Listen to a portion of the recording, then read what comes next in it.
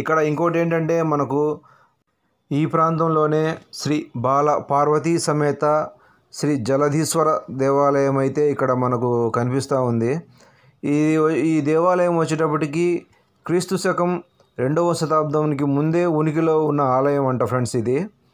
దీని ప్రత్యేకత ఏంటంటే స్వామివారు మరియు పార్వతీదేవి ఇద్దరు ఒకే పానపీఠం మీద ఉంటారంట.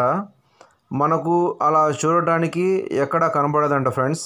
ఇక్కడేనంట మొట్టమొదటి ఒకే పానపీఠం మీద శివపార్వతులు దర్శనమిచ్చే గుడి. ఇక్కడి స్థల పురాణం తెలుసుకున్నట్లయితే అగస్త్య మహర్షి ఈ గుడిని నిర్మించినట్టు ఇక్కడి స్థల పురాణం చెబుతుంది. ఇది దక్షిణ కైలాసం అని కూడా అంటారంట ఫ్రెండ్స్ ఈ ప్రాంతాన్ని. ఈ ప్రాంతంలో అగస్త్య మహర్షి గుడిని నిర్మించడానికి ఒక బలమైన కారణం అయితే ఉందంట ఫ్రెండ్స్. అదేంటంటే శివపార్వతుల కళ్యాణం చూడటానికి సమస్త జీవకోటి ఉత్తర పదానికి వెళ్ళిందంట. ఆ ఉత్తర పదం యొక్క బరువు పెరిగి ఆ ప్రాంతంలో భూమి కుంగిపోసాగిందంట ఫ్రెండ్స్.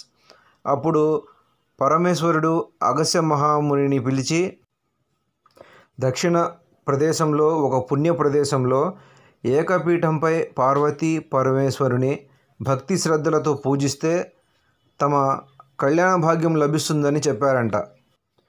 ఫ్రెండ్స్, మనం ఇక్కడ చూసుకున్నట్టయితే ఆలయం దగ్గర విగ్రహాలు కానీ ఈ ఆలయానికి సంబంధించిన నగిషీలు కానీ ఇవన్నీ చాలా పురాతనమైన కట్టడాలుగా మనము చూడవచ్చు.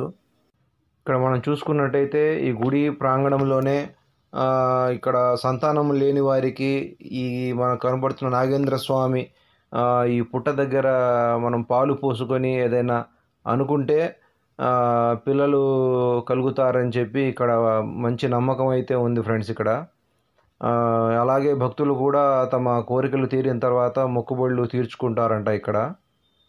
ఇప్పుడు మనం చూసుకున్నట్టయితే ఈ గర్భగుడి లోపల వ్యూ చూపిస్తాను ఫ్రెండ్స్ మీకు. మనం చూసుకున్నట్టయితే స్వామివారు పార్వతీదేవి ఇద్దరు పక్కపక్కనే కనబడుతున్నారు మనకు. ఇలాంటి ఒకే పానపీఠం మీద ఉండే విగ్రహాలు మనకు ఇక్కడ తప్ప మరి ఎక్కడ ఏ శివాలయంలోనూ ఎక్కడ కనపడవంట ఫ్రెండ్స్. ఇక్కడే అంట మొట్టమొదటి పానపీఠ శివాలయం చూస్తున్నారు కదా.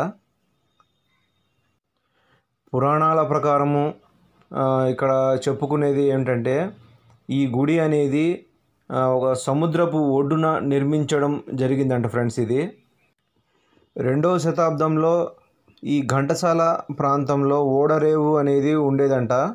అంటే సముద్రం దగ్గరలో ఉండేదంట ఇక్కడ ఈ ప్రాంతానికి. కాలక్రమేణా సముద్రం వెనక్కి వెళ్ళిపోయి దగ్గర మచిలీపట్నం, ఇప్పుడు దగ్గరలో ఉండేది మచిలీపట్నం. ఘంటసాల నుంచి ఒక 25 కిలోమీటర్ల దూరంలో మచిలీపట్నం సముద్రం ఇక్కడ దగ్గరలో ఉండేదంట ఒకప్పుడు. మీరు చూస్తున్నారు కదా గుడి ప్రాంగణం.